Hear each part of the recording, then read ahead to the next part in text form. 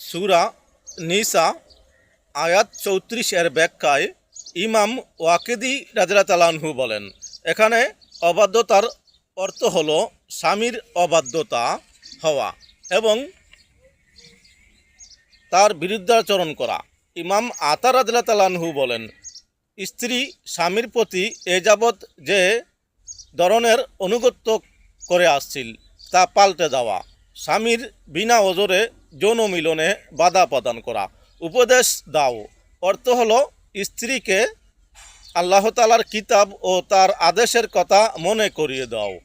হযরত ইবনু আব্বাস রাদিয়াল্লাহু তাআলা আনহু বলেন, বিছানায় পৃথক হওয়ার অর্থ হলো স্ত্রীর দিকে পিঠ দিয়ে শয়ন করা, এ কথা না বলা। ইমাম সাবি ও মুজাহিদ রাদিয়াল্লাহু তাআলা আনহু এর মতে বিছানায় পৃথক হওয়ার অর্থ হলো বিছানা একেবারেই পৃথক করে ফেলা এবং স্ত্রীর সাথে এক বিছানায় শয়ন না করা। আর প্রহার করা অর্থ হলো মৃদু মারধর করা, যাতে খুব বেশি ব্যথা না পায়। হযরত ইবনু আব্বাস রাদিয়াল্লাহু তাআলা আনহু এর মতে খালি হাতে কিল, থাপ্পড় মারা ইত্যাদি এর চেয়ে বেশি নয়। তাই আসুন আমরা আল্লাহর হুকুম মানি, তাহলে আমরা সফলতা আনতে পারি।